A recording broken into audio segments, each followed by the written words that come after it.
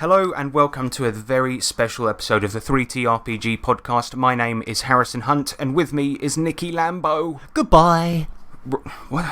Okay, today is our yearly awards show where we dole out awards for the best and worst things in RPGs this year. Now, we'll still be doing our usual segments, but if you want to just listen to the awards, then skip to 25 minutes and 57 seconds. Usually, of course, we thank our patrons, but for the end of year show, we'll do that at the end. For now, let's do some feedback for the last episode, shall we? Yeah, let's do some. The feedback side. The feedback side. Yes, bitch, the feedback side. It's the feedback section. Yeah, we take your comments and read them out. Yeah, feedback, bitch. Yes, mate. Alright, so the first feedback comes in from Ace B. He says he's talking about Gasgate. You see, I just want to apologise because on the last episode, Nick, as you are well aware, I had some problems. I had some stomach problems. And unfortunately, the listeners had to hear it. I'm not editing that out. I've got things to do, alright? Sure. But yeah, Ace B, he says, you finally have an award-winning outro with this episode. Yeah, for those that don't listen till the end, till the very end, do, because sometimes you get a little bonus where, for example, I might take the sounds of farts I did during the episode and turn it into a nice tune for you to listen to. Ditty, yeah, exactly. Or outtakes in some. You a fan of the song, Nick? I am, I must say. I was crying. We're creating new genres here. It was beautiful. Flatulence at its finest. Thanks, man. I'm so right, proud of myself. This is what Me we too. spent the last 5 years building up to. Exactly. We've finally made it. You know, when we've got fart pop tunes, then Then you know. you know, Then you're in the big leagues. yeah. Terry Hansen, he says, please expand on the ICRPG initiative method you're using in more detail. Yeah, so last episode I mentioned that we're using the ICRPG initiative system when we're playing online games, but for like an idiot, I didn't elaborate on what that actually means. So in ICRPG, the way it works is you go around the table just as if you were playing a board game. So DM goes, or the first player to your left, then the next one, and you go clockwise around the table. Alternatively, you can roll a d6 to determine where the turn order starts when combat starts up, which is what I do. But yeah, you just go around, and it actually works a lot more well for online play because it's easy just to go through turn orders, no rolling initiative, no writing stuff down. You just say you're doing this, and you kind of use it like a spotlight. Exactly. And it's nice because it gives everybody a chance. You know, if there's there's nothing worse than 5-6 people trying to talk over each other on Discord because it can get a bit horrible. But if you with this kind of method, you give everybody a little bit of time in the limelight, if you like, and I think it definitely works a lot better. It stops that kind of over talking and stuff, doesn't it? Well, yeah, because ICRPG, what it does is it also says to remain in turn order when out of combat, and just sort of go around the table and say, "What are you doing?"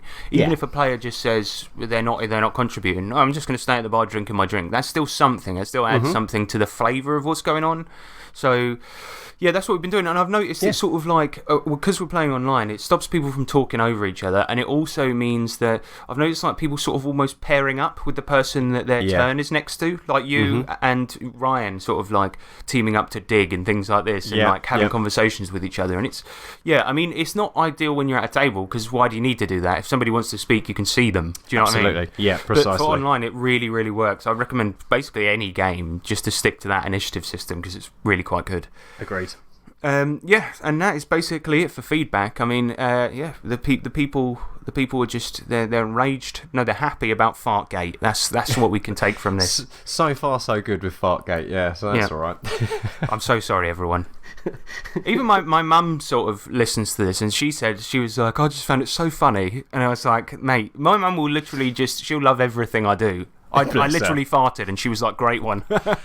Good one. Good, that's my boy. That's my boy. All right, let's do some RPG news, shall we? Thanks for that, Nick. That's all right, mate.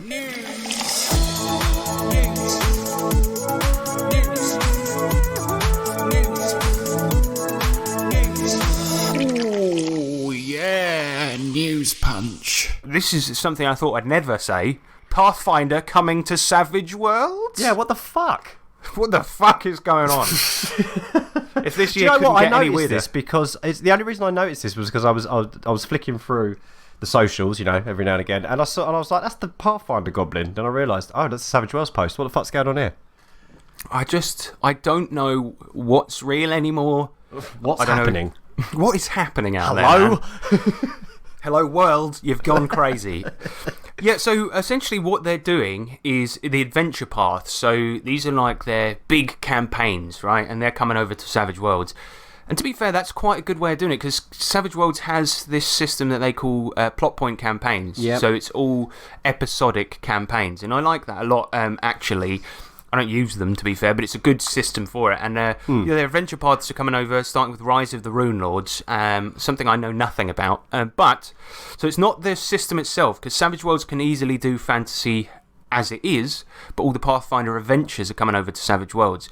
And I wonder, I've got a bit of a theory, because you know when Pathfinder 1st edition first came out, it was sort of solving a problem, because people didn't like D&D 4th edition, they just wanted this is right. Yeah. an So upgrade of 3.5. That's it. So where is Pathfinder 2nd edition's niche now, considering everyone likes 5th edition D&D mostly, right?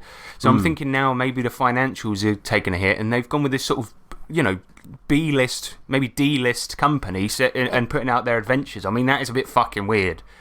Things can't be going well over at Paizo. What's going on at Paizo if they've got to sell off their adventures? To Shane Hensley.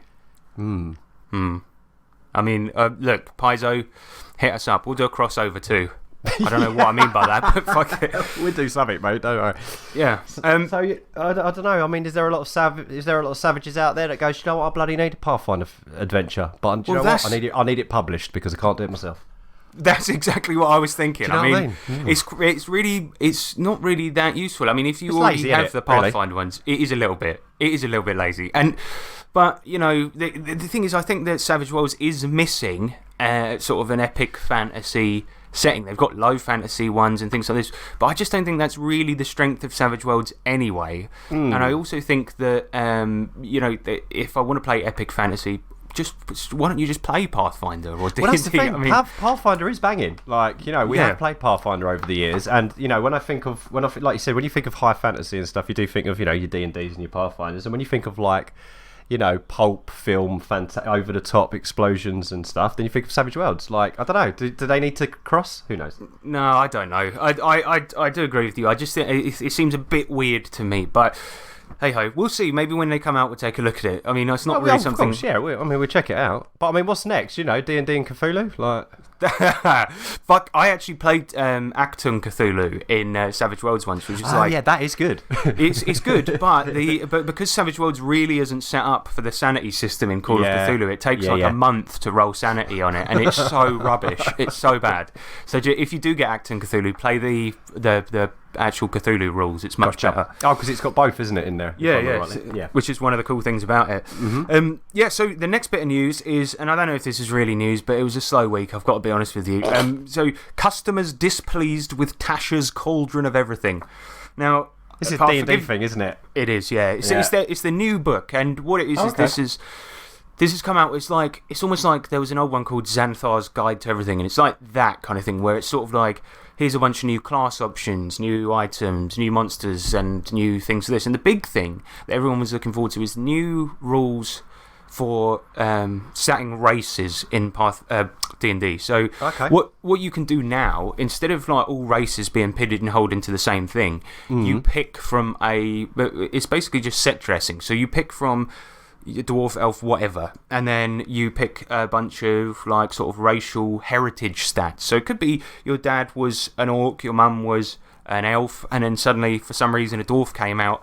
I mean, it gets weird, and and then you just pick. So if you want to be a really magic-y, fast dwarf with the stats of an elf, then you can do that, which is fine, I guess. But what's the point in even having races in the first place? But here's the thing.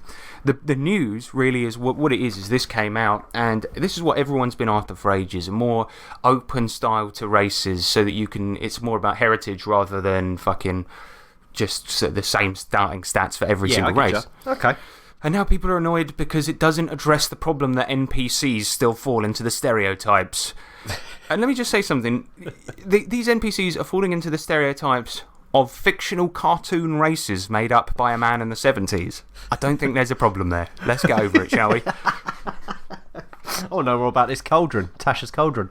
Yeah. I mean, that's the thing as well. There's no cauldron. I've looked through the book. What? All I wanted was, I thought it was a book about a cauldron, and it isn't. Me too. That just spewed out everything.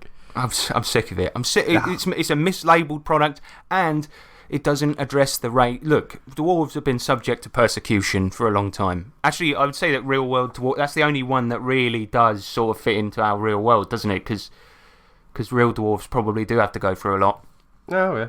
Yeah, but anyway, Yeah. we sort of stumbled upon a subject we shouldn't be speaking about. The point is, people are upset about the book, and I think it's a little bit silly. That's about it, and that is it for news this week. So, yeah, slow week, man, slow week. Never mind. I might cut all of that, but yeah, okay. Well, let's talk about what we've been playing, shall we? Yes. And have one of these. Oi, yeah? What you slaying? All right. Hello, everyone. Hello. Welcome to the Cauldron of Everything. I'm Tasha, your host. Yeah, that's another thing as well. Actually, that book, it doesn't have everything in it, does it? So No. So it's all lies. It's all lies. Well, we've been playing Old School Essentials and actually just wrapped up the third arc of Oh boy. our fantasy campaign. And, Yeah. this is where the players left their dying planet and went to a futuristic alien planet where it's so far after the apocalypse that tribes have started up again. The jungle post-apocalypse, wasn't it? Yes, post Malone. And yeah, it was pretty cool because essentially, yeah, it's this thick jungle planet with tribes on it, but there's these technologically advanced men in hazmat suits that are taking the tribes in the night, doing experiments on them, trying to find cures to diseases in their really futuristic advanced city that is like stands out like a sore thumb, basically. The Spindle. Yeah, that's what it was called because it had this. It was basically a server that powered an AI that was so huge and tall that it reached up into the clouds like a big spindle. So that's what the city was called. Yeah, it's fucking cool. Yeah, and these guys essentially bought a bunch of gold to go and bargain with those people and get them to leave them alone. And ended up sort of working with them, but they were working with them to sabotage their plans to sort of hit the eraser button on the planet and start over.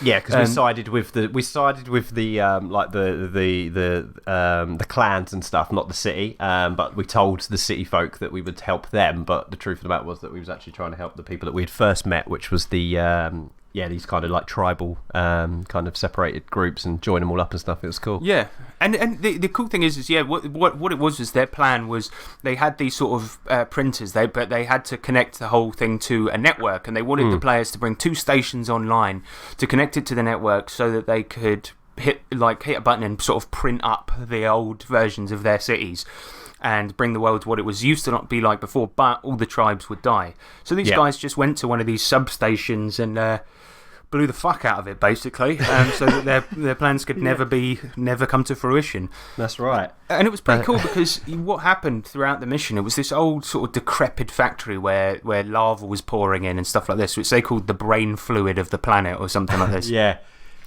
and the guys basically blew the fuck out of it, and I mean, this is going to sound... Not on purpose. I mean, my character was trying to get this generator back online and inadvertently set it into self-destruct mode. So, well, we sort of had a theme throughout the fucking campaign where your character was unable to use computers. I mean, you didn't have computers on your world anyway, but you gave it a damn good try and never succeeded. No, ever. I mean, he pissed on a control panel. Oh god. Yeah, it would just be like mashing buttons. So yeah, Nick's character went up to this generator, and I kind of had a random table of shit that could happen if they just started flicking buttons, right?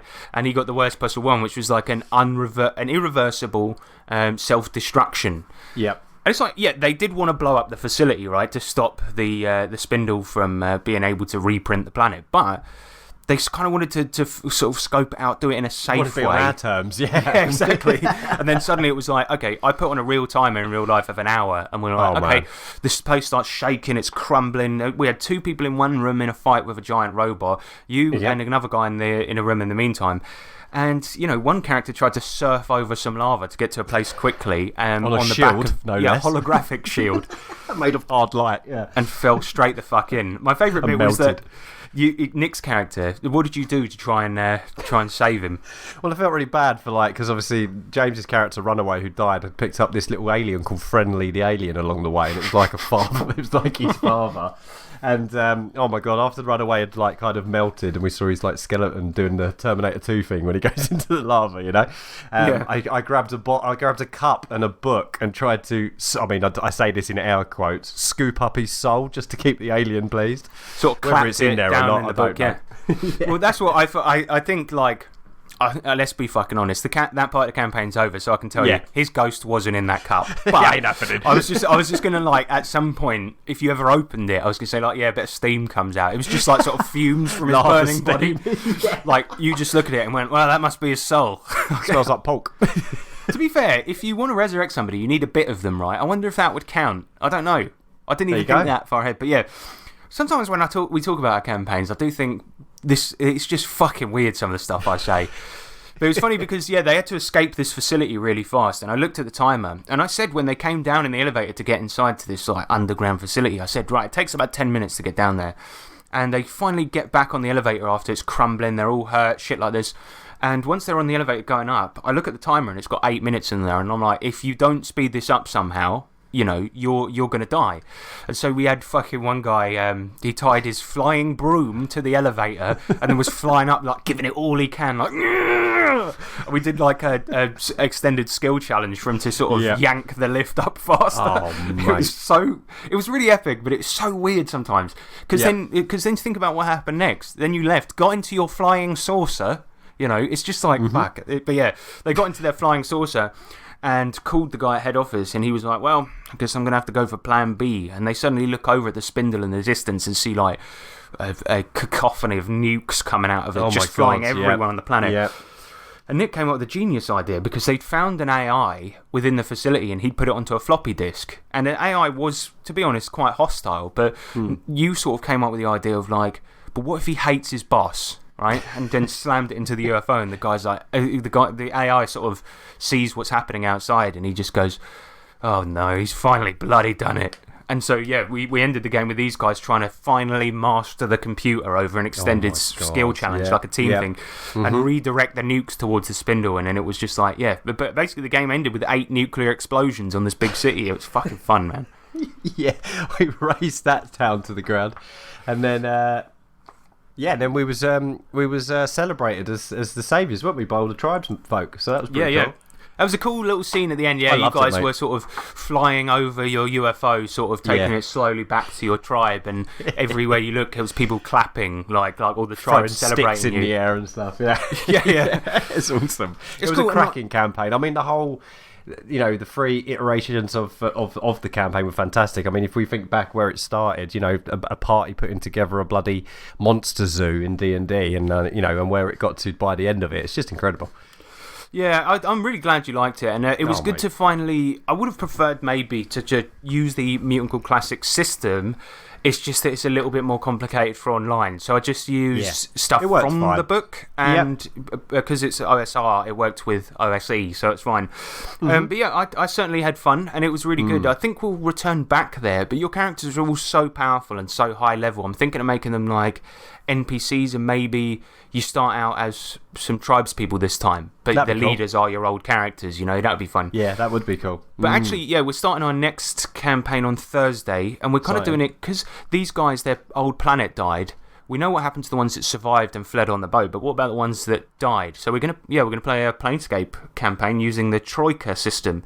And primarily I'm going to be setting this one in Sigil, which is like the City of Doors. It's basically, if you imagine the cosmos in D&D, there's the outer planes, which is where you go when you die, right? Yeah. And it's like a big wheel with 8 cities, well, not 8 entire universes all around it that represent each one of the alignments. And right in the middle, there's one called the Outlands, which is like the neutral place, right? Yeah. But it's almost divided like a pizza. So like you go to the section for lawful good, and everyone there's really lawful good, but the hellish parts are, you know, the chaotic evil. It's just like streams of lava, imps, like.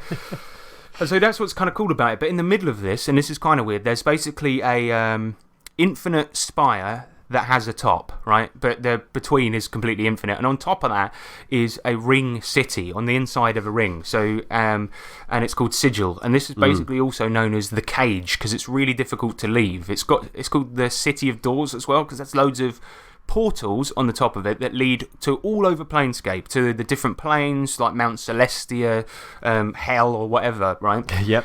But they're really difficult to use because the key to these portals can be anything. It could be that you need to pat yourself on the head and say Bibble. It could be that you need to not think about not wanting to go through when you go through. It could be anything. Yep. So people call it the cage because they're mostly trapped there. And then when you die, you go then to your actual sort of resting place of your alignment. And that's basically what makes it so fun and weird, because time doesn't make sense. Fucking geography doesn't make sense. Like, it can sometimes take you a month to travel somewhere, or 30 seconds. Like, yeah, exactly. And that's kind of what I'm thinking about. And it's going to be like a city-based campaign in this scummy, fucking horrible city. And I've been reading, the reason I bring this up is because I've been reading the old Planescape material from AD&D, and it's really interesting. What I really like about the setting, and one thing that it says is basically it describes Sigil, this ring city, as if you got a normal city, put it into a bag, then shook it up, and then plopped all the stuff out. That's what it would look like. There you go. That's a good way to visualize it, isn't it? And the Troika system is made specifically with the city of Sigil in mind, so I think that's why I chose it. But yeah, I would say that you can print all of the old Planescape stuff off on DriveThruRPG, and it is really fucking good. So well worth a read, because it's so deep and so involved and so much fun, and just weird, you know, because this ring city is at the middle of fucking like the entire cosmos of the afterlife. You could just casually walk down the street and see an Illithid, you know, a mind flayer sitting at a bar ordering a drink. Or, yeah, I mean, there'll be goblin pubs, you know, there's like demon bars that only allow demons in there. There's man, it's going to be so cool. Yeah, and there's one of my favourite things is there's these things called debuts. You know, the Lady of Pain, she's this person that has the power. Yeah. She's so powerful, she can tell gods not to come to Sigil. And she rules it, basically, but never says anything and just kills people and stuff like this, and she's fucking cool. But yeah, there's these things called debuts that she commands, and they speak in shapes, which is fucking weird. And they consistently, every time some place dies on Sigil, they rebuild over it. So if you go deeper and deeper, there's layers and layers and layers and layers of old towns just underneath the city. Awesome. It's fucking weird. But yeah, so with the characters, we're doing something kind of interesting. So Nick, you tell them. So yeah, basically what we can do is we are able to play any fallen heroes from previous campaigns, because this Planescape is essentially the afterlife, want of a better word. It's any past characters that have died, we can play them if we want to. So we'll be quite interested. But I was quite surprised, actually, because I haven't made my character yet, but I've seen a few of the other boys have made theirs, and I thought they'd go for oldies, but they haven't. They've actually gone for new people, haven't they? Well, and it seems like we're going to have a fun campaign here, because they've gone for real B-list characters. Like one of my brother's playing an accountant for the zoo that was previously never seen in the campaign. So he's like a new character, basically. Somebody else is playing the postman his old character used to bully. I mean, it's so weird. Like, and you think about Troika, right? I said to both the guys, like, there's so many cool classes in this. You could be a thinking engine, which is like a computer. You could be a rhino man. You can be a paper witch. Like, so many weird things. And then my brother's like, I want to be an accountant. Okay, cool. But luckily, you know, there's a skill in the game called mathemology, which is like magic almost. Yeah. So yeah, it's getting a bit weird, but yeah, I think maybe we've got 3 more characters to make, and maybe people will go a bit more weird. But yeah, I think that's perfectly reasonable. I'm going weird. Yeah, good.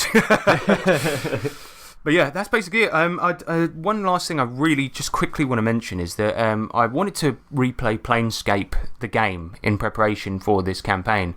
Haven't had much time recently, and I've also been quite unwell recently. So what I did, actually, is I looked up, there was a novelisation of the game.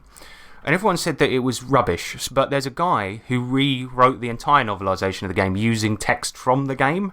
Oh, and right. It's one of the most entertaining, readable, and fun books I've ever read in my life. Yeah? And it's completely free. You can just get it at torment.sorcerers.net/u Torment. But yeah, it's really fucking good, and it's just a testament to how well written that game is, because it's mostly just the conversation dialogue from the game, but you just read it, and it's so entertaining and weird. And there's a skull character in that game that was the inspiration for Daniel in our Ravenloft campaign. Ah, right. He's like this slick talking, constantly joking skull that takes nothing seriously. I love it. Yeah, all right, well, that's it for what we've been playing. Let's get on with it, because we got a lot to do with this main subject here, because we're going to do the 3T RPG Awards. Oh, yeah, we got them all on the table, ready to go. Yeah, we have. I'm drowning in trophies over here, man. They're PDFs, actually, but I've printed a lot of them out. Yeah, exactly. Name. Subject. Magic. Name. Subject. Tokyo. Name. Subject.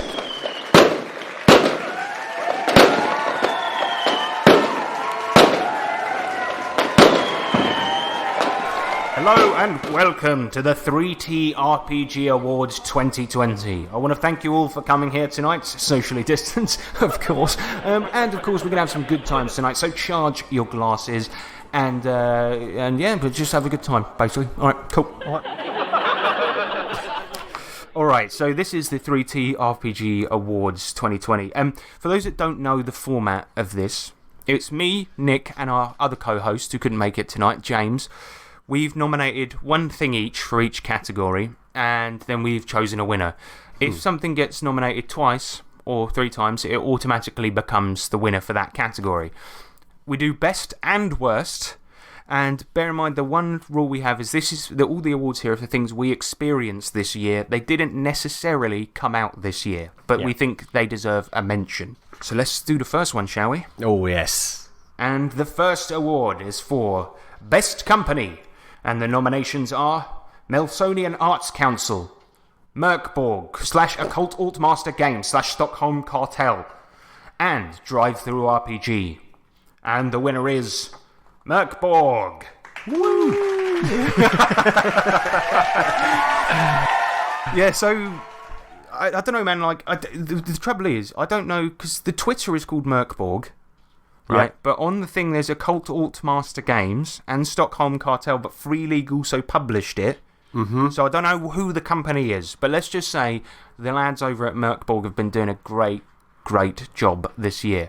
Yes. I think the one thing I really like is the website and their commitment to fan-made content for the game and the 0% license. You know what I mean? Yep, exactly. Yeah, the design, the brand, everything that it is involved in it. It's just all really cool, isn't it? Yeah, and their sort of, their business practices, the way they encourage people to make stuff and encourage people to use the same... Make it look like it is a Morkborg product, Yeah, and they said that, you can even pretend, if you want, that it's an official product, and that's fine. Brilliant. And it's just, you don't see that type of sort of trust and sort of love for the community in too many places in RPGs, and I think that's the reason they really, really deserve the award. Totally.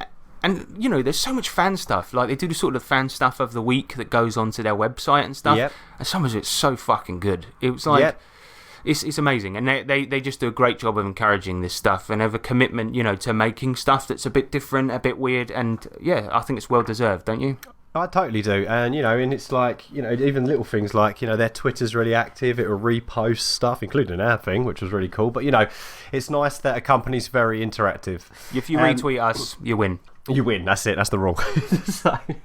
But no, I think they're I like so far so good. Like you said, they seem like they've done a lot in a short space of time.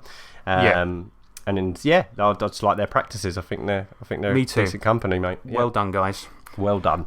And the next award is for Worst Company, and the nominations are all for the same one: Wizards of the Coast / Hasbro. Boo. Boom. Yeah, actually, there wasn't that much controversy this year with regards to like companies and shitty things they've done, which is a good thing. But Wizards of the Coast, they got the 2 people to write an entire novel and then refused to sort of actually pay them and agree to their contract with the Tracy Hickman and Margaret Weiss Dragonlance thing. And I think just fuck them, basically. Yeah. It's just wrong, and it's out of order. And they're increasingly going in a direction that nobody likes, because they're sort of bringing out loads of Magic the Gathering stuff for D&D so that people will buy their really expensive cards where people make money. And it's like, I like the blending of the two worlds, but maybe just maybe make it a little bit less cynical, not just a shameful cash grab. Yeah, exactly. Yeah, so they're the winners, hands down. They are, hands down, yep. The next award is for Best Product, Ooh. And the nominees are Old School Essentials by Necrotic Gnome, Troika by Melsonian Arts Council, and Mork Borg by Occult Altmaster Games and Stockholm Cartel. And the winner is Old School Essentials by Necrotic Gnome. I haven't actually seen or met the Necrotic Gnome yet, but he makes a good product. What does necrotic mean? I thought it was like rotting. Okay, perfect. Yeah. So you smell him before you see him. Yeah, well, exactly. And the thing is, but he makes a good product. He's a good bloke, right? He's a good gnome. He's one of the best gnomes I've ever known. Hey. Thank you. Thank you.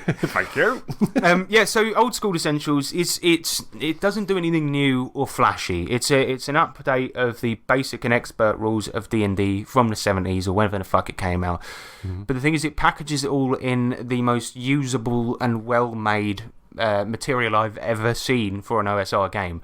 It looks great. They've separated the books out so you can just hand out spell books to people. That's cracking. The monster stats and all the descriptions are usable, only just a single sentence. The whole thing is designed from the ground up with usability in mind. Yeah. Yes, it's D&D. Yes, it's D&D, not even recent D&D, but it's just done in in the best style. And for me, it's sort of my go-to OSR game at the moment because it's just so usable. I mean, you've played it quite a bit of it now. What do you make of it? I love it, mate. I absolutely love it. We've been playing it online. We've played it over the table. It's nice and versatile. It's pretty. I mean, it's easy to pick up, and it's good. It's good fun. It's good. It's a good system. It's a system that when a system's quite good, when you're not constantly thinking how the system works, you just do it. Yes, yeah, and exactly. That's one of these games. I don't find myself scratching my head looking at my character sheet to try and figure out something. It's very straightforward, and I think that's what it goes down to the usability aspect of it. Because the whole thing is so well put together and well made that, like you said, there's never any question of what you need to do. And in fact, a lot of it is really easily spelled out. If I tell you you've got a 1 in 6 to find traps, you know exactly what the fuck to do. Yeah, exactly. And it's just classic stuff done really well. I mean, one of the things I particularly like about this is when I'm making adventures and I kind of are writing down my session notes and stuff, I'll often be like, I'll just boil down monsters to only the bits you need, like AC, HP, damage, any special abilities, right? And that's sort of what they did. Like it's really cool because you look at the entry for a goblin, for example, and it just says horrible green things live in caves, and then it's just like attack, damage, hit points, like whatever. I mean, and that's all you fucking need. And so I don't spend hours having to read where the monster takes a shit, all of this stuff, and I'm aware. I like that type of stuff, right? I like the old D&D manuals for that, but in this particular case, it's classic stuff. You don't need to be told how to do it. You don't need to be told what a fucking goblin is. Everyone knows what it is. Little green thing lives in a cave, right? So, and the whole game is designed like that. There's no erroneous and over-the-top detail, and that's perfect for me. Yeah, absolutely. So the next category is for worst product. And the nominations are The Beast by Naked Female Giant. The GM's Table, Bobby Evans' YouTube show. And The Beast by Naked Female Giant.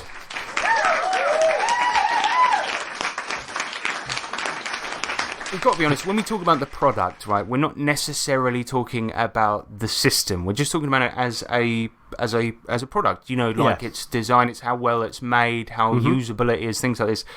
I think the reason we played The Beast and had a laugh. There's no two ways about it. It was a good laugh.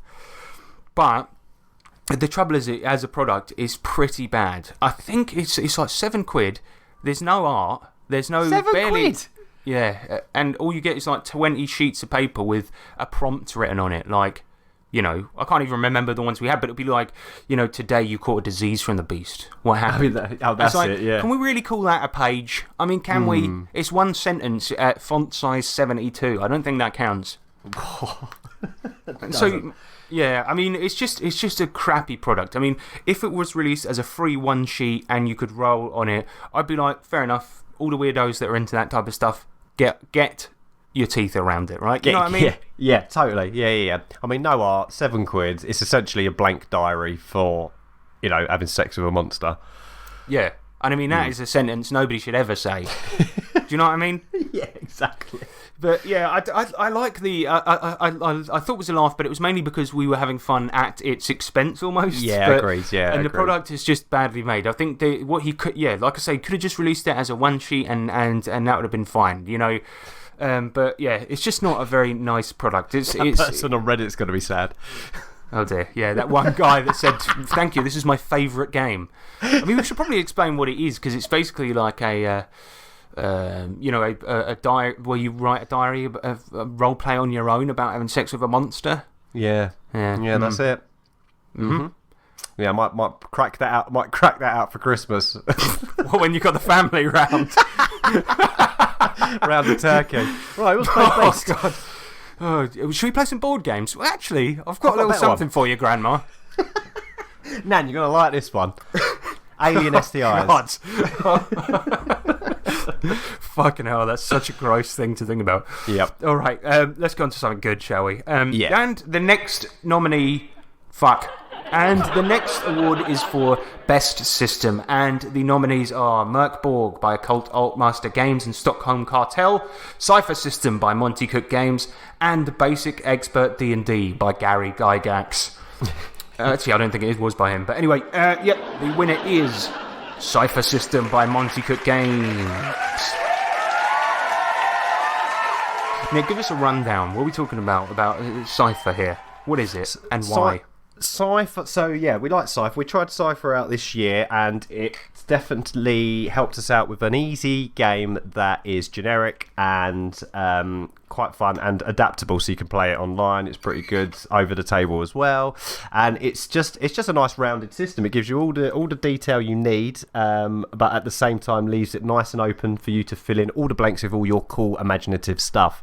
Yeah, and it's like you know, it's D20. It's the stuff we're familiar with, but with one minor twist. Well, a couple, but one minor twist that makes it actually quite a lot more fun and a really different dynamic to something that you guys out there will be used to. I mean, yeah, you're rolling a d20 and beating a target number, but you can spend your stats, of which there's only 3, to bring that down. You can also use items to do that, or try in conjunction with stats, which is cool. Yes. And some of the rolls, if they're like, you know, what is it, like ungodly or whatever, you're looking at, you've got to hit like a 24 or above. So obviously on a d20 it's not going to happen. So you must use these special abilities and powers to get you to these high rolls, and it makes it really fun. It really does, and you know, part of the reason, you know, it's like say for example, your strength isn't boiled down to a +3 if you've got high strength. You've just got a lot more of it to spend. Yeah. And as you spend it, that sort of simulates your character getting exhausted, as it were.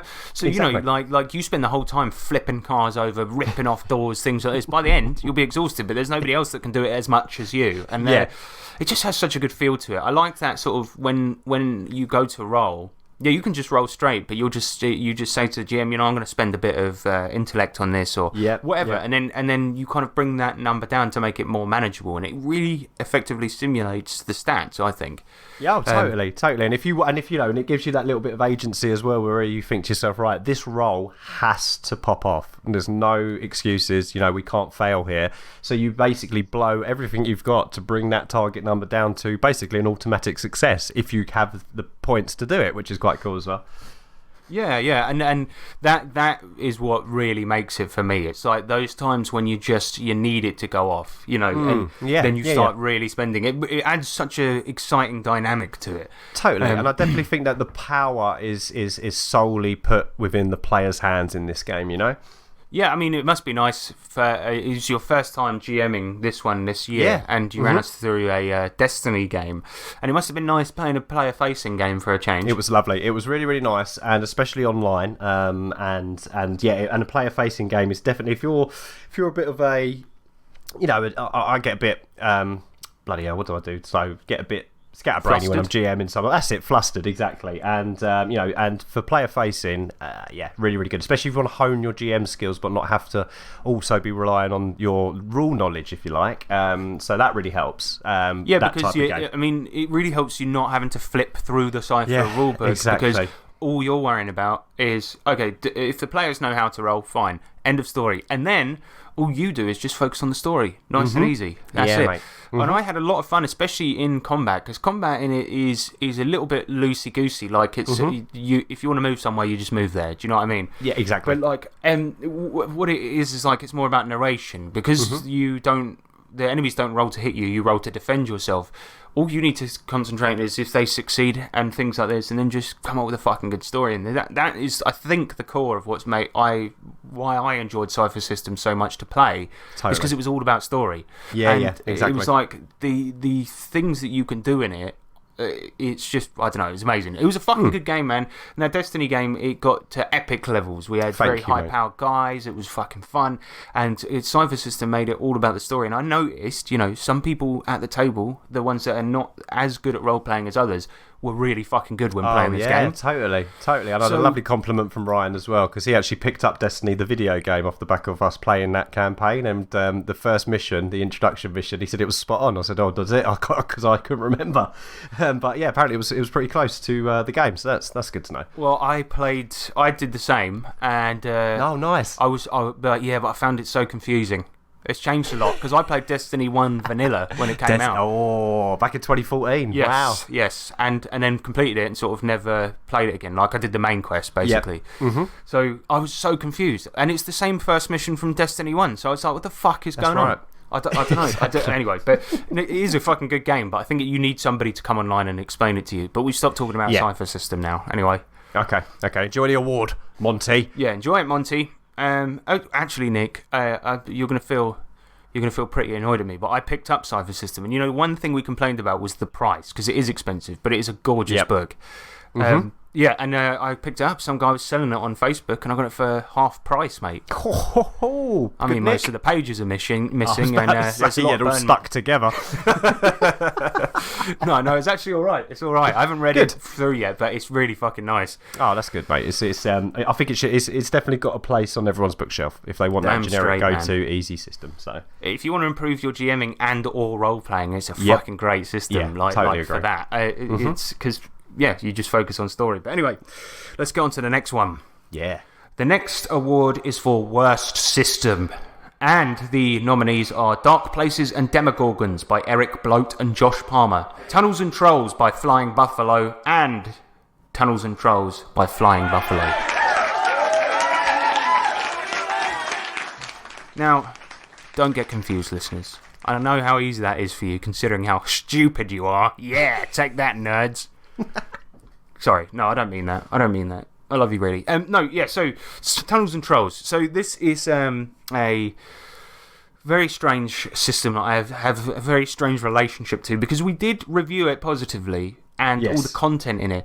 And sometimes when you review a book, I can say hand on heart that fucking Tunnels and Trolls books had a lot of good content in it and a lot of great ideas and a lot of things like this, but the big trouble with it is it was the second RPG ever published, and he kind of went in a radical different direction for fantasy role-playing. And the way you kind of fight in the game is you roll dice pool versus dice pool and -1 from the other. It's simple and anyone can get it, but the trouble is when you're adding up and subtracting, whole teams worth of dice pools, the numbers themselves, rather than maybe, just the 6s and 5s or whatever. It gets a bit mucky, doesn't it? Really mucky, and it slows combat down to a crawl.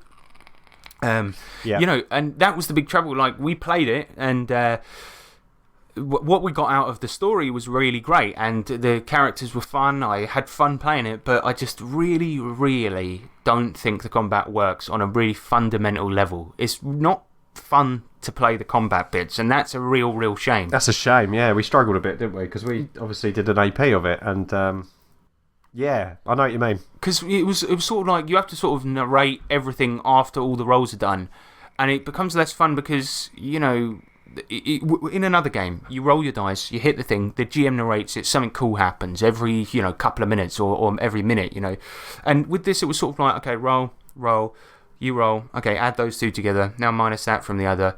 Okay, so he's going to lose this amount of HP, so what can I say happened in that last round of combat? Okay, and then you narrate it. And it takes ages. Now, I will say this. There is one good point about it, and the fact that the way the combat is set up, it's really easy to play as a solo game. Yeah. And that's fine because you're playing by yourself. You can relax, do your little sums there with the fucking combat, and just play a fucking game. But, you know, it's not very good to play with other people. It just isn't. Yeah. So, sorry about that. I still want to say that Ken St. Andre is still a fucking really cool dude, but Yeah, and totally. you know, he's the bad boy of the RPG industry. But, yeah, it's just unfortunately. and the content's great, like we said, and the book and the product's great. It's just lets it down a little bit on that combat. Yes, exactly, and it really does make the game quite unplayable. Right, let's move on. Yes. My main goal is to blow up and then act like I don't know nobody. All right, well, let's get to the next category, which is best sponsor. Oh, Just see what I've done there. I see what you've done there. So, this podcast is funded by the cool and handsome guys and women at the Manscaped company. Okay. And orcs, if orcs work there. Yeah, I'm sure they do. They do. I mean, that's why they need to shave their ball hair, you know, because orcs they're are orcs. notorious. It's like a jungle down there. So what is Manscaped? Well, they're doing these amazing, cool packs that you can get for any friend or any loved one that needs to clean up their bush and tush, right? So it's these male grooming packages that you can buy on their website for a friend or for yourself, and you get an amazing 7,000 RPM shaver. You get ball deodorant. You get ball toner. And let me tell you, we've got our packs come through, and the thing is, it's little things like this you don't think you need until you use it. And it's like, the razor is so good, and it's specifically designed by the scientists in the Manscaped labs to not nick your sack or catch hairs in it. That's right. So it's a good old comfortable shave, and your balls are going to smell nice. Yeah. Right? So if you're going out on a date with a lady or man or other, then, you know, get one of them these. balls looking fresh, and can confirm it does work on your face as well, because I trimmed my beard up with it. So did I. But the thing is, I did it the wrong way round. I did balls, then face. No. But the good thing about it is, though, is that it is waterproof as well. So I Give it a wash. I gave it a wash. But yeah, There you go. And actually, you can get 20% off and free shipping by using code 3TRPG when you check out at Manscaped. Do it now, right? Because your balls will thank you. That's 3TRPG code at checkout on manscaped.com. Yes. Get your stuff. Do your balls a favour. Boom. Successful. The next award is for Best Artwork, and the nominees are Morkborg by Cult Artmaster Games and Stockholm Cartel, Aces and Eights by Kenza and Company, and Morkborg by Cult Artmaster Games and Stockholm Cartel. So the winner is Morkborg once again. Yay! Oh, well done, Johan. Yes, Johan Noor, the artist responsible for this. Mate, what can we say that hasn't already been said about this, really? Go buy the book. Check it out. I think the reason this is so good is because it's sort of like a kick up the arse, right? This is a doom metal fantasy RPG that's so fucking dark, and the artwork is all really innovative and fun. I mean, it uses photography in parts, it uses artwork in parts. Texture. Texture, yes, exactly, with like shiny foil pages and shit like this. And it's just for that reason. It's just one of those books that's so interesting. So a lot of the pictures you can look at for ages. You can just flip through the book, even if you're not doing like a second read. You can just flip through it and just be like, this is so nice. It's just so... And this did quite catch us by surprise, didn't it? Let's be honest. It wasn't like we saw this coming a mile off. It kind of, caught us a bit off guard, and wow. Yeah, and you know, the artwork is one of the better parts about it. Obviously, we can kind of lump in the design into one as well. Yeah. Because the whole thing is almost art, you know, and it's so fucking well made and so pretty to look at. And it's dark as fuck. Got the great artwork in there, great photography, and it just makes for this really atmospheric book. And you don't see that too much. I mean, like Cypher System, for example, amazing art.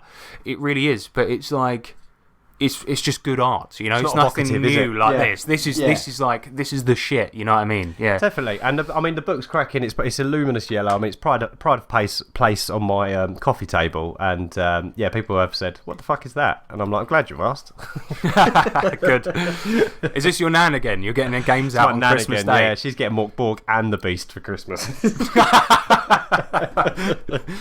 I tell you what, it's weird that you keep yours in a coffee table because I keep mine in the local graveyard. I was about to say it should be in a coffin. I dig mine up every time I want to read it. I resurrect my book every time I want to play. Just floats out the coffin. Yeah.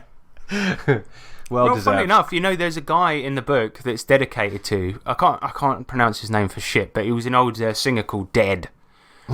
For a band, and he is unfortunately now actually dead. But he used to bury his clothes before stage show, and then dig them back up and put them on so that he smelt like he'd been buried. Blood. That is pretty cool, actually. But they were only playing to about 20 people, so it's I don't know. They were maybe quite a bit far away, so they couldn't smell him. It was just his bandmates. So it was like fucking stinks, and no one else is getting this. It's just us. They all sort of pile into one corner of the stage. Meanwhile, Dead is on the other one by himself, and all of they've got pegs on their noses. Yeah. Now that's satanic. Throw Dead into the crowd. You deal with him.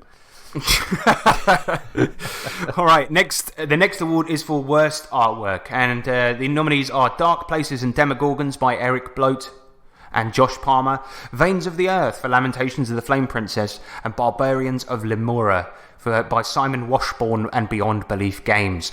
And the winner is Dark Places and Demogorgons by Eric Bloat and Josh Palmer. Mate.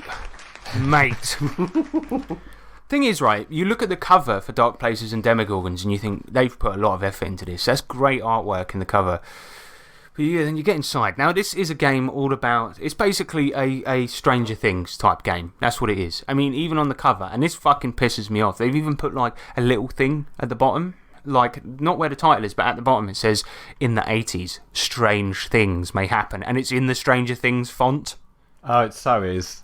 Yeah, in the 1980s, strange things happened everywhere. Did they? It's almost like those... Do you ever remember going to Blockbuster and seeing, like, instead of The Mummy on DVD, which is now out, is only out in cinema, not even on DVD, you go in there and it's Mummy. Or it's like Transmorphers 2 or something. It sort of reminds me of that. And then you get inside and it's this, like, the artwork is fucking horrible, man. It's like so Archie comic, like level cheesy and shite. Like, this is supposed to be a dark game and it looks like it was drawn for Archie comics, you know what I mean? Oh, and I think it started life as a school RPG, then they tacked on the horror bit. That's what it looks like if you look at it. It's a bolt-on extra. Yeah, I mean, even where it has extra rules for playing psionics, and it's quite clearly just put in after the fact. So, yeah, I mean, but just talking about the artwork, it's awful. It's like clip art level artwork for a pretty bad overall game, to be perfectly honest. So yeah, if you want to look at some shit artwork, get Dark Places and Demogorgons. Sorry, I'm not going to let that happen this time. It's only upstairs at Gas at the moment. It's upstairs Gas. Sorry, this is weird. All right, the next award is for Best Setting, and the nominees are Merc Borg, Terra AD from Mutant Crawl Classics, and Luminera, a Numenera Destiny hack. And the winner is Merc Borg.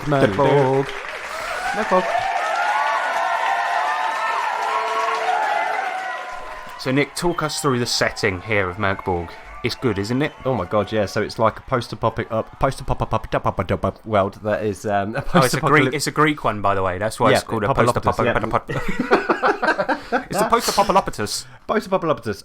So basically, yeah, you've got like this. It's rich in lore. There's this two-headed serpent called Verhu, who predicted the end of the world, and like everyone is down, desperate, and downright, I don't know, disenfranchised with their own existence. It's like it's all and literally there are people just waiting for the world to end and sort precisely. Yeah. Then there are people that are trying to fight religious nutters, you know. Oh man, it's just like every dark and dank thing you could think of all thrown together. Like you've got like giant graveyards, you've got ruined castles, you've got what's the thing where the Valley of... Was it the Valley of... Valley of the Unfortunate Dead. Dead. Oh, mate. Yep. Yeah, and there's like the son of one of these two-headed snakes that got chucked down there because they thought he was dead, and he screams up at his mum. It's like...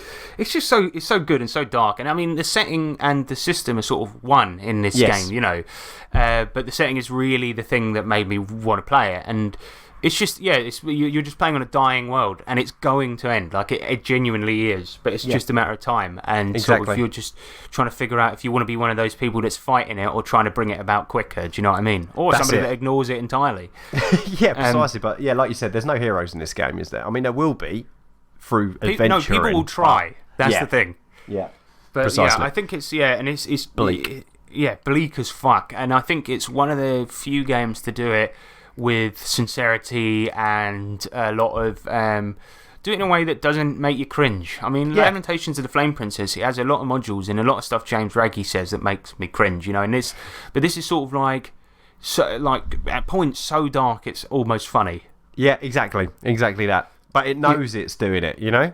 Yeah, and that's why I think it gets away with it. It's almost like, you know, when you see like a lot of the death metal bands I like, there's no way they take what they're saying completely seriously, but the fact that they sort of act as if they do, it makes it for me, because it's like Merc Borg, it's like throw a knife at the page. And we should mention that fucking video, because there's a bit in the book where you can choose a background by rolling a dice, or you can throw a knife at the page. That's what it says, and somebody actually did it, and Merc Borg posted it on their Twitter and said, glad to see somebody finally following the rules. Exactly, yeah. And we have made a little promise, haven't we, that once we finish the campaign we will do as the book says and burn it, and then, well, maybe not the first printing, but I might have to buy another one to burn, because I don't want to get rid of my first printing one. No, because mine's a second printing. You're lucky. That's right, man. So I mean, Merc Borg, even if the system doesn't interest you and you find it maybe too simple, just give it a fucking read, because I think it'll teach you a lot about adventure design, about world design and things like this. Even if you just nick the tone and that's the only thing you like. Yeah, exactly. You know, I mean, because you could use those characters maybe in another setting. You can use their plundering of body tables, the magic, things like this. All of that can be put into any setting, really, provided it's a fantasy one. But yeah. Yeah, totally. And it's like, I mean, you know, if you haven't listened to our little go on this recently, check out our new AP, because we have actually done a Merc Borg campaign. First episode's out, and I think the tone gets across. Yeah, and we're doing a. Well, let's put it this way. If you want to learn a bit about the world via play, or instead of reading the book, listen to our AP, because actually we pretty much lay out the setting straight away. I think so. The next category is for worst setting, and the nominees are Cyborg Commando by New Infinites Publishing, Cyborg Commando by New Infinites Publishing, and Wraith Thu From Enchantment to Fulfillment by Emanian Press. What is that? And the winner is Cyborg Commando.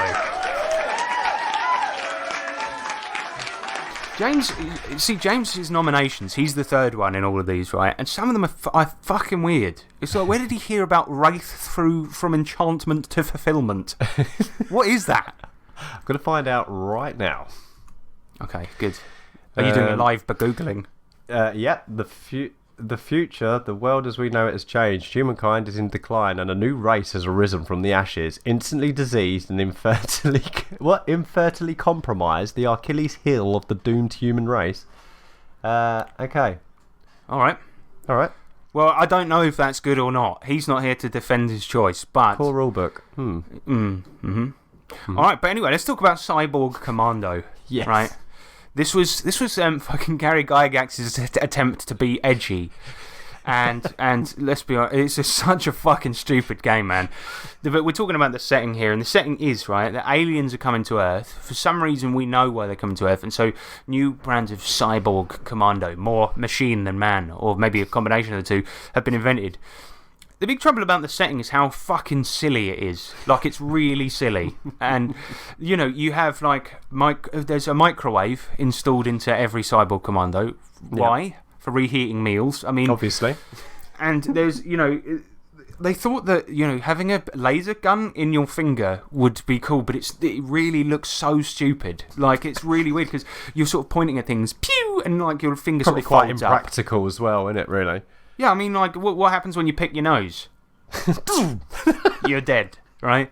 That's game over. And, you know, like, one of the weirdest things is, like, often a setting. Okay, the idea of the Commandos was a stupid thing, right? It could have been cool. Well, they're going for a Terminator vibe, but the trouble is because and this is the stupidest thing about the setting, the Cyborg Commandos are mass produced, right? So everyone starts out with the exact same gear. Well, I mean, wouldn't it be cool to like customize your guy? Maybe little divisions. Yeah, have a Water dude, one that can climb up walls. There's a whole team that are good at that. But then, let's be honest, how they differentiate it. I mean, the backstory for the Cyborg Commandos is even fucking weirder because it goes on about robot pigs and how this guy named a pig after his dead wife. And it's bizarre. It's really bizarre. And then there's in a lot of things, a lot of settings will differentiate themselves by the system and, what skills you can pick. And there's such a long amount of work put into things like doing your hair, domestic cleaning, domestic cooking, protocol, fashion. It's so. That's got to be high on that's got to be high on a Cyborg Commando's list. And it is what he's wearing. Well, I mean, look, put it this way: he's cooking with his microwave. You need to go to the exactly. You need to go right. This is the mission. You need to go to the debutantes ball, right? The embassy from Kenya is coming, and everyone who's everyone is going to be there. But there is a suspicion that an alien might have intercepted and put on a suit, right? So you've got to go there, but you've got to get your hair right. You've got to get your suit right. And the chef has been killed by the alien. So if you don't cook a good meal in your microwave, then you're fucked. And the Kenyan government isn't going to give you funding anymore. So. But do you see I'd play that game. I actually would. That would be funny as fuck. As well, because the aliens are like amoebas, aren't they? So it'd be like a big amoeba in a suit. And he's like. And everyone's like. You're sitting at the table. Can nobody see this shit? And everyone's like, how dare you? That's the Kenyan government leader. Don't be so rude. I mean, but you see what I mean? The setting. In order to make fun from it, you have to really emphasise the stupidity of it. It is a wildly stupid setting. And also, if you remember, he made the aliens nigh on unkillable. That's right, yeah. It's like basically only nukes that can kill them or whatever. I think you're supposed to spend the game finding out that you can't kill them. But imagine coming back week after week after week, just dying every time to these shitty aliens, and all of you have the same skills. And they've all got suits on, so it's even more like humiliating. Yeah, and there's a wind blowing, so it ruins your hair, and mid-battle you're having to... fucking tear your skirt. Get really upset. I just imagine this, like, beefy, like, Terminator cyborg, right? All machine, big fucking hands shooting lasers, and then suddenly it goes, "Ah!" as its skirt's been torn by an alien. Which he really like. Oh, they don't do that one anymore. Oh, what? Yeah, but well deserved. Fucking Cyborg Commando. Yeah, very well deserved. The next category is for Best Game for Online Play, and the nominees are ICRPG by Runehammer Games, Cypher System by Monty Cook Games, and Old School Essentials by Necrotic Gnome. And the winner is ICRPG by Runehammer Games. Yes. Yeah, so for those that don't know, this is an OSR game that's very, very simple indeed. You've got stats, and that's basically it. Then you differentiate your characters by getting loot, and that's kind of how you level up. It's done mainly with simplicity in mind, and to be perfectly honest, it's more of a toolkit for use with other D20 games. That's where it shines its best, I think. Yeah. But I will say this, the thing about it is it's worth getting the book just for the advice section alone, but also, if you buy the book, even if you get a physical one from DTRPG, you get all of the online play assets with it, which is really fucking handy. But I think just as a system, it works great for online play because of the going around the table aspect of it, where you're going around like a board game. Yep. Spotlighting, and also because of the simplicity of it. And also because Runehammer Games released its own ICRPG virtual tabletop and gives you all of these brilliant assets to go with it. That's kind of what makes it so good for online play. As I say, like at a table, it's not my system of choice, but it's a really, really good alternative when playing online. Just because totally agree, and for a lot, I mean, I'm sure there's a few more people in the same boat as us, where our go-to is a table game, and through what's going on this year, we're not able to do that, and I think it's something that definitely fills that slot between it's not full-on online. Virtual tabletop. It definitely helps if you want to keep that table feel. Well, yeah, and during the first lockdown, we played ICRPG Fallout, which is a fan-made thing. for 10 episodes, and I had a blast with it. And, you know, Me too, mate, Fallout yeah. was a great setting for that sort of gear-based leveling up as well. Yeah. Yeah, we had a good fun. And you know, it's a very simple game, but it's so worth it for playing online. So I think well deserved. Agreed. Yeah, definitely. And the next award is for Best Indie Product. And the nominees are Savaged Fallout at savagefallout.blogspot.com, Savage Fallout at the address I just said, and Mork Borg. And the winner is Savaged Fallout.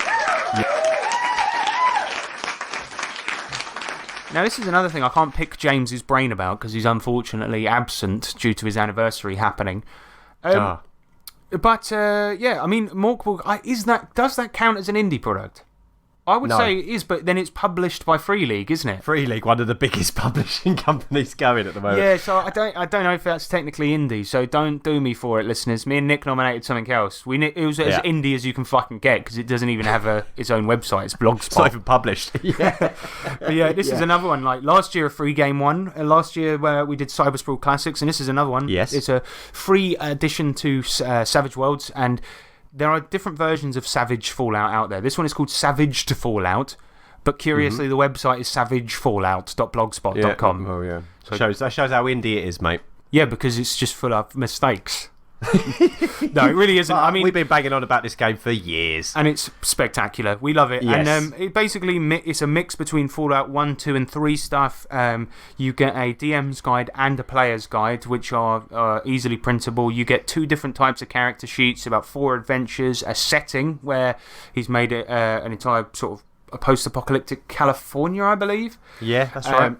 Which is really fucking cool, and all of that's available on his website. He's even got adventure cards as well, which are like another play aid, basically, for Savage World.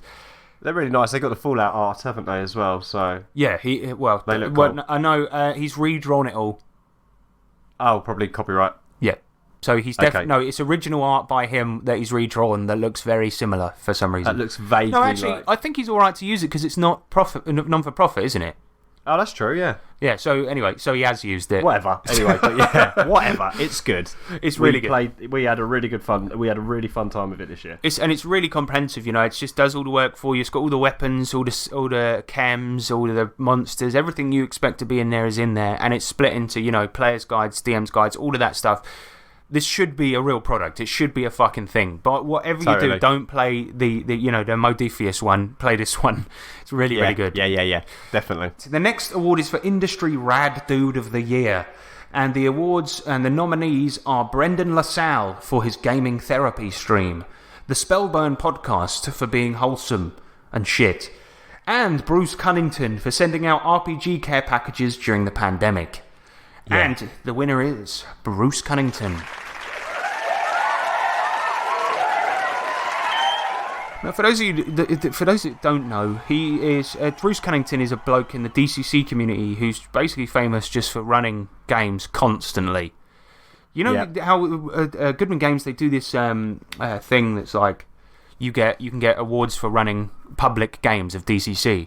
And that's right. The more you do, the more the swag you get, isn't it? Yeah, and he's basically his house is full of swag. Yeah, it's a DCC endorsed house. Yeah, exactly. He's got stickers all over it, Gong of Doom, all of this shit. And he's just, his love for the game is incredible. He's always running it. At a convention I saw him at recently, I'm like, so what are you playing today? And he's like, I'm running 8 games of DCC. And it's like, all right, cool. Oh my God. He's a lovely bloke. I've had the pleasure of meeting him as well, and he's a lovely, lovely guy. He's very, very nice. And the cool thing he did this year was that during the pandemic, when everyone's having a tough time, he was sending out copies of White Box D&D with pens, pencils, rubbers, and for our American listeners, an eraser. He wasn't sending out condoms. That'd be weird. Yeah, and dice. So basically everything you need to play a game of really old school D&D, and he was just doing it for free. He just said, look, if you know anyone that could that wants one of these, I'm sending as many out as I can afford, and that is just amazing. Bless him. Yeah, what a great thing to do. I mean, I personally asked him for 10. Yeah, I asked for all of them because I'm really busy. But no, what a fantastic thing to do, eh? Yeah, I mean, let's be honest, right? I wouldn't do it. I'm not that nice. So yeah, I mean, it's good to see people in this hobby that are doing things to try and cheer people up, and that's just fucking amazing. Yep. The next award is for Industry Douche of the Year, and the nominees are Bobby Evans, Adam Coble, and Adam Coble. All right, boys. All right. Well, not boys. Boy. All right, boy. All right, boy. It seems a bit weird calling you boy, doesn't it? Because it's weird because I often say to like an apprentice again. Yeah, boy. Fetch my coffee. Come here, boy. Well, it's like it's weird because I'll say to you and James, all right, boys, or I'll text you, you looking forward to tomorrow, boys? But then if I just call you boy, it's a bit weird, isn't it? Especially because you're older than I am. Yeah, it's true actually. Anyway, Adam Coble. Let's talk about Adam Coble. So he's one of the two creators behind the Dungeon World game. So this is powered by the Apocalypse, but it's fantasy. That's what it is.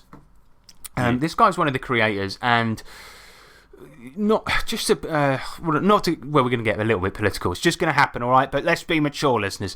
So the thing about it is that he is an SJW type. He is one of those types of people. Not saying that's wrong, but he is. And he does a live stream, right, with a bunch of people he knows. And during said live stream, right, he did a live stream earlier this year, and he included a really graphic rape scene, right, which in a live stream, what the fuck is wrong with you? He made all of his players uncomfortable at his table, right? And his excuse afterwards was, well, I had an X card there, so if they didn't like it, they can pull it up. And sort of, when you think about it, it's sort of almost like my feelings on the X card. I don't necessarily believe in it in every setting, but here's the thing, like, he's almost like perverted the use of it. He's gone, well, I'm going to start doing anything graphic and disgusting and stuff that's definitely going to make people uncomfortable, but they're always welcome to interrupt the game, right? And bear in mind, and then pull up an X card. And when you think about it, it doesn't work for those people that really are too socially awkward that they don't want to interrupt the game. Maybe they can't see around the table that their friends are having an uncomfortable time. Maybe they think they're the only one that thinks this is gross, when in reality they all thought it was gross. But here's the thing, that's the problem. And it doesn't just mean do whatever the fuck you want because you can always opt out, right?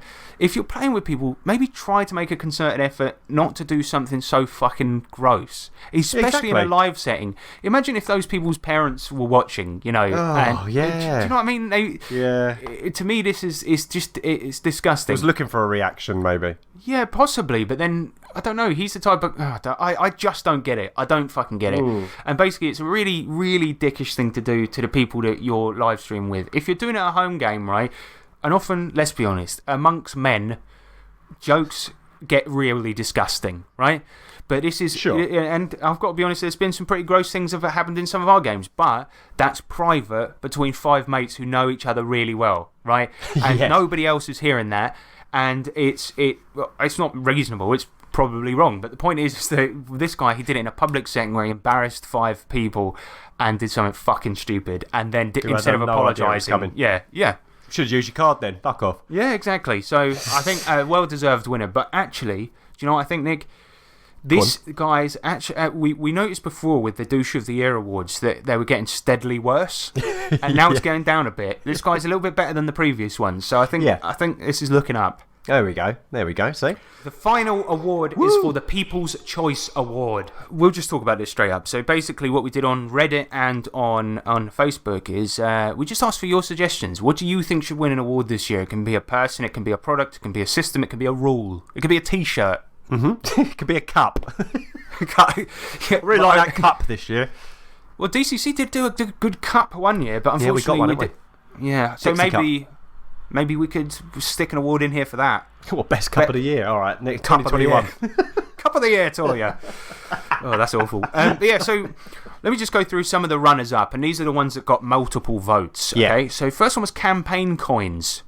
And these are the coins do you remember we used them at SavageCon? Oh, they're cool, all different designs, and they're proper, they look like proper little metal coins, and they've got a really nice finish to them. They're all different. You can use them as bennies and whatnot. They're the ones? Yeah, they are cool, actually. Yes, yeah, really nice. You get 50 for £30, but they are very nice. Next one was Wormwood. And actually, this was the runner-up that got the most votes. Wormwood are a company that make really high-quality wooden accessories for D&D, famous for making the screen that Matt Mercer uses on Critical Role. They're super fucking nice products, man. Custom, wooden screens. Ooh, cool. Really nice, properly polished, finished like dice towers that are foldable, Yeah, boxes for nice. dice. Great Tables company. and stuff. Yeah, wicked. The next two nominations are for Roll20 and Foundry VTT, which I think is the ICRPG one. But and gotcha. a lot of people just nominated VTTs in general, but unfortunately didn't win. And I have to agree, a lot of people have got a lot of joy out of them this year. So yeah, fucking cool. Yeah, absolutely. And Runehammer Games got a couple of nominations. These are the people that make ICRPG. Great company, always up for improving their stuff. And the last runner-up is Sprawl Runners. And actually, it's one of our mates that made it. Manuel Sams. It's his cyberpunk setting. And it quickly went to the front page of fucking DTRPG and is doing super well. Mate, So it's doing really well. a lot of people congrats liking to him. But the winner of the People's Choice, a lot of really great suggestions there. But the winner is Matt Coville, of all things. It's got overwhelmed with views. Yeah, for those that don't know, I mean, he's probably most famous for doing his series called Running the Game on YouTube. Yeah, and it's just this series, all I would say, sort of intermediate to advanced level series, all about running the game better. And I personally have used some of his advice before. I think that his YouTube series is spectacular. Like, it's just really short videos, mostly about maybe how to run a political game, how to run a mass battle, creating interesting characters, things like this. And he talks from years and years of experience, and seems like quite a nice guy as well. It does, yeah, and you can see his enthusiasm for the hobby really shines because through he in talks his videos, so don't they? fast. Yeah. Look, that's my one criticism, Matt. Slow down, man. Slow down. Slow down. It's a talent, right? He can talk incredibly fast. But I put his playlist on once while I was just doing the washing up, and sort of I must have got through like about 5 or 6 videos of his, and just I kept having to rewind them because he was just like. I've been running DD for many years, and I can't even do it. I mean, it's just crazy. But to be fair, his content's good. It's consistent. It's decent advice. So yeah, Matt Coville, a very deserving winner of the People's Choice Award this year. I don't know if he did something special this year, maybe, but fuck knows. Maybe the people will tell us. Yeah, hopefully. But yeah, well done, Matt. And just give us a shout out on your YouTube channel, please, with all your thousands of views. That'd be great. So that is all the 3T RPG awards this year. Let's I mean, some good fucking winners. It's been actually, considering how horrific it's been, do you reckon it's been a good year? For what, for gaming? Yeah. For gaming, absolutely, mate. We've continued gaming, and it's been cracking. It's I've still had fun. Obviously, we've had to adapt a little bit and be a little bit more flexible. But for the most part, the gaming's been one of the better parts of this year, isn't it? Totally, man. I mean, and the thing is that this is the one year where he really struggled to populate a lot of the worst categories. So you notice, like, a couple of times in these awards we had a best but not a worst. And it's because we just had experienced a lot of fucking good stuff this year. I mean, that's right. Especially on the podcast. There's been so many, like, we've been diving into history a lot and things like this. And, a lot of it is like, I don't know, there just hasn't been that much negative stuff this year, and I think that's a good thing, It's been a good thing, yeah. All the products, most of the products I've bought and got into, I've really fucking enjoyed. So, I mean, it's just, it's good. It's been a good year. Yeah, agreed, mate. We'll be sending out everyone's awards. I mean, last year we did it as a PDF award, as sort of a joke, a funny joke. I'm going to try and put more effort into the picture this time, because that one was awful. I didn't expect people to actually post it on their websites or on Twitter or anything, and that was embarrassing. It was so bad, the fucking thing. Oh dear. That little cup thing, yeah. Yeah. Okay. Well, I'm not an artist, man. I tried my best. Oh, mate, it was cracking. I loved it. Made me laugh. All right. But yeah, let's do some electro letters. Shall we? In the future, you will be able to send a letter or parcel from anywhere on the planet. This, sir, is the electro letter. So we just asked for your best gaming memories of this year. As we say, it's been a good year, and actually a lot of people have been using the gaming to get over a bit of the darkness. You know what I mean? Not the band, because they're really quite good. But I mean, no one needs to get over the darkness. They need to get into them, mate. That's exactly. Especially at Christmas, they did one of my favourite Christmas songs. Oh, mate, me too. Yeah, me too. That's a great song. All right, well, the first gaming memory of this year comes in from Timothy Peer, and he says, "Let me tell you a tale of two heroes, Singhood and Trusty Blotches. outcasts from their individual peoples, one a tanned giant blooded mingle and a lanky god-greased thief and berserker. Together they went into a certain home in Gulditch Court in the rotting heart of the city of 70,000 smokes. This is Lankmar, by the way. Yeah. Being shrunk down to the size of rats by a long-dead sorcerer's curse, fighting sentient rats, spiders, and a mean Lankmarese alley cat, they made their way, bloody steel in hand. Reaching the top floor of the home, they did a battle with an automaton in the shape of an old dead conjurer and regained their size. Reaping a good amount of wealth from the home, including information on many a noble family in league with the rats of Lankmar below, they escaped into the night, making many an enemy in the process. Sounds like a fun fucking adventure, Yeah, man. it does sound fucking fun. That's exactly what I was thinking. What a fun game that sounds like. If I'm not mistaken, I think that's a published adventure called No Small Crimes in Lankmar. I think, because the cover Has it art... got a cat on the front? Yes, that's the one. Yes, I've seen it as well. Yeah, because it's like two tiny adventurers with a big cat screeching at That's them. the one. Yeah, exactly. I'm certain it's got to be that, but that sounds fucking fun. Like infiltrating Doesn't by it? the sewers and then rebigulating. Spiders and yeah, exactly. Automaton of an old man. conjurer. It sounds cool. I've got like most of the Lankmar adventures for DCC, but I've just never got around to running it yet. But it does sound amazing. We will. It's on our list, isn't it? It's in the backlog to play for sure. Yeah, definitely. Owen Lean, he says Jane Austen versus Cthulhu LARP in January. Best I've ever run. And it's inspired by a book, which is basically the best thing that ever happened. Okay, sounds cool. I mean, I read Jane Austen's one, what was it? Pride and Prejudice and Zombies? Oh, yeah. I got it as a Secret Santa and just read it at my desk at work. It's somewhat funny. But, you know, it's one of those things where the meme sort of runs out quite quickly. You know? Yeah. I don't know. I don't know if a whole LARP day of Jane Austen versus Cthulhu would be my cup of tea, but there you go. Glad you enjoyed it, mate. Let's put it that way. Absolutely. The last one comes in from Daniel Irwin. He says, most awesome moment. The Sharknado in our Deadlands game, made by the PCs, of course. I couldn't have even thought something like that would happen. That, or our voodoo priestess opening up a Mojave Rattler. Think of giant sandworms from Dune. Like a zip by diving down its throat and cutting it open from the inside. So a PCs in a Deadlands game made a Sharknado. That's so cool. That is fucking cool.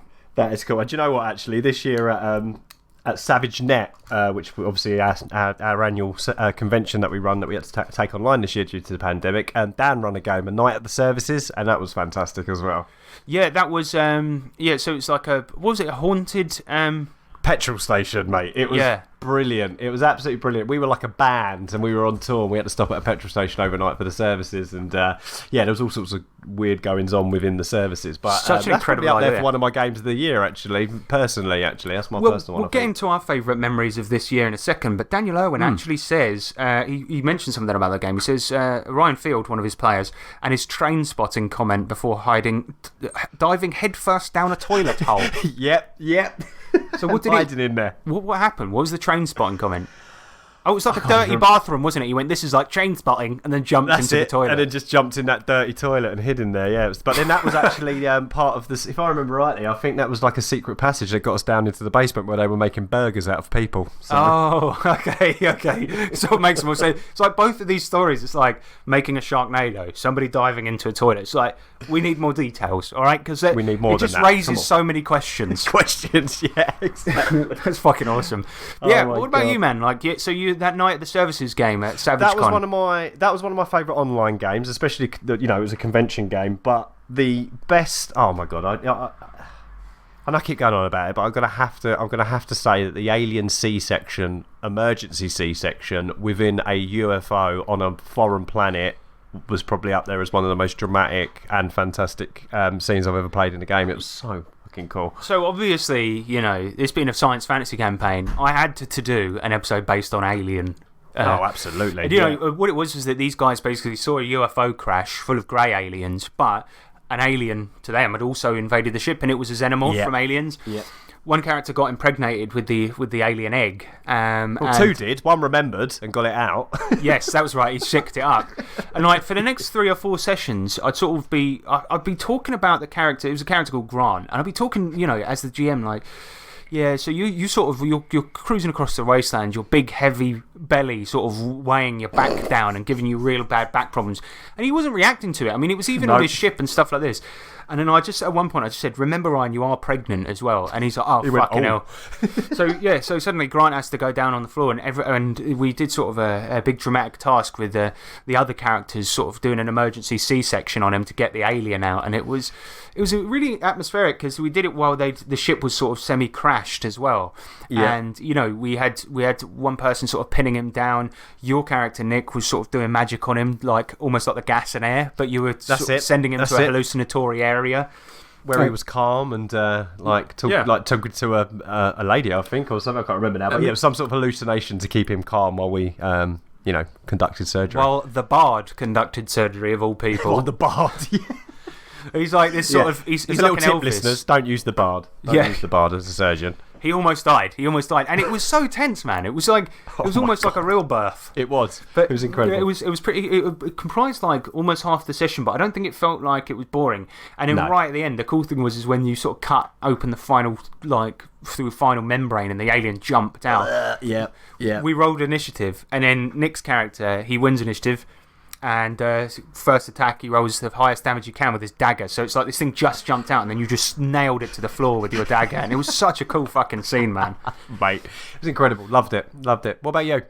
Well, gaming memories from this year, I think one of my favourites, considering we've been playing online, I've got two. I have to say the Cypher System game was great. That was definitely one of them, the Destiny game. Oh, thanks, mate. It was one of my. I sort of learned, because something that annoys me as a GM is sort of like not. Kind of as a player, what makes me a bad player, I guess, is that I do get impatient because I'm like, my mind's going a miles a minute because I'm always GMing, I'm always like thinking about loads of characters. And this one, I just said to myself, right, stop worrying about that shit, be a fucking patient guy and just sit there with your cup of tea and enjoy the fucking game. Yeah. And because it was such an atmospheric and fun game, I spent most of it, leaned back in my chair, cup of tea in hand, just fucking listening to this awesome story going on and us sort of making it together, and we're discussing parts of it and stuff, Yeah. And I loved that game, man. And the Destiny world was great. It was a fun fucking game. Other one has to be during the summer when I DM'd Old School Essentials for the first time outside. Oh, yeah. Also, I've been sort of like me and James, his daughter, he wants to get her into RPGs and stuff. He even tried to put her into the Warhammer Club at school, but she's a bit too cool for that. Because James, happened to have that day. No, not that. I'll bleep her name. He happened to have his daughter that day, so he brought her along to the game. We had 7 players there. And she was one of them, and it was the first time ever GMing for a 12-year-old, and she smashed it, man. Yeah, it was brilliant. She got really violent as well. She was like, I'll take my whisk out and shove it in this bloke's eye hole, and we're like, yeah, cool, man. Because I made it really like comically, cartoonly violent, and there were a lot of really funny sort of parts about it. It was good. It was very good fun. And just GMing outside, the first time I GM'd in person in like 6 months. Yeah, glorious sunshine in the park, socially distanced and all that business, guys. But yeah, no, it was cracking. It was banging. I was terrified some of the local rude boys were going to come over and be like, "Oi, what the fuck are you doing, clean shirt? Give me your dice." Yeah. I'll just invite them in, and then 10 seconds later we got them like fucking playing a wizard. That's the plan, isn't it? Yeah. But yeah, that's that. Those are my 2 favourite memories of this year. Very good, mate. Definitely, very good ones. Definitely, actually, on reflection, it's been pretty good. I think so. Like the games we played, certainly. Everything else has been fucking rubbish. Yeah. At least that's fuck stayed. me, man. Like I've had the worst month of my life. I don't know what's going on. I mean, you've had a tough time. Everyone's had a tough time. We won't go into details, but fuck me. That's why we need. That's why we need the gaming. That's why we need people like Bruce Cunnington out there sending shit out. Couldn't agree more. Yeah. But yeah, that is basically it for this year. No, it isn't. We've still got an AP coming out. Yeah. Anyway, let's do an outro, shall we? Let's do one.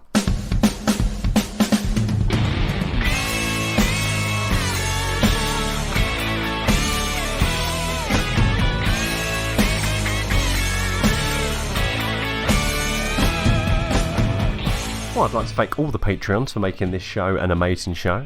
You're all very, very much appreciated. The listeners, you do make the show, right? Because if this would be deeply strange if nobody was listening to this, and redundant. Yeah, exactly. Just be me and you. Then we'd listen to it back and be like, "Yeah, funny joke you made there. Yeah, nice one. Thank you." Two listens every episode. Yeah. Yeah, I mean, and you know, you guys do make it, but there is one listener out there, and specifically who keeps listening to the same episode over and over again. And can I ask you to please fucking stop? I'm getting sick of it. Every time I look at our analytics, that one woman is at the top of the charts. Number one listener. And it's their own thing. It's an episode they sent in. We'll not spoil anything here, but they sent in a letter, and we read it out as part of a bonus. And yeah, she's listened to it over 1,000 times. 1,500 times, I think. Yeah, something like that. Fuck me. So you're the one listener who needs to stop. All the other ones... Actually, maybe all the other listeners should sort of come up to her level, right? Then we'll start getting somewhere. Do you know what I mean? Absolutely. Absolutely. Can you believe that we've been on the air for 4 years? Oh, God. Makes me feel old. You know, it's so funny how different this show is now to what it originally was. Oh, my God. I've got to be honest. Sounds egotistical, but better, right? I listen to myself in the old ones, and I cringe so hard. Pretty shit, me too. I'm just like... it's in constantly. Oh, God, yeah, there was that. And then it's because of the shitty microphone we used. And then there was also the... Oh, man, I was trying so hard to be edgy all the time. And to be honest, I'm not actually really like that in real life. I actually quite like wholesome stuff. But I thought that's right. I kind of wanted to be a little bit edgy. And character. It didn't suit me. But I was trying so hard. And also, some of the jokes I made are fucking bad, man. I mean, they're still bad, but they were worse then. Yeah, we've come a long way. Thank you, listeners. Thank you very much. I mean, you really make the show. But let's be honest, I make the show. I edit it. I literally make the show. You literally make this show. Yeah, you do. Then Nick, you too, and James. It's been fun. So yeah, thanks to all the patrons. Thanks to all of you guys for listening. If you don't donate on Patreon now, get over there and give 10 grand. All right. That's going to be it for this year. We hope you've all had a good one. I've been Harrison Hunt. I've been Nick Lambslice. And I fucked it up. And remember that D20s are cool, but 20 Ds, now that is a good time. Indeed it is. Yeah. Where's that 2021? D2021. Oh, very good. All right. Finish on a high.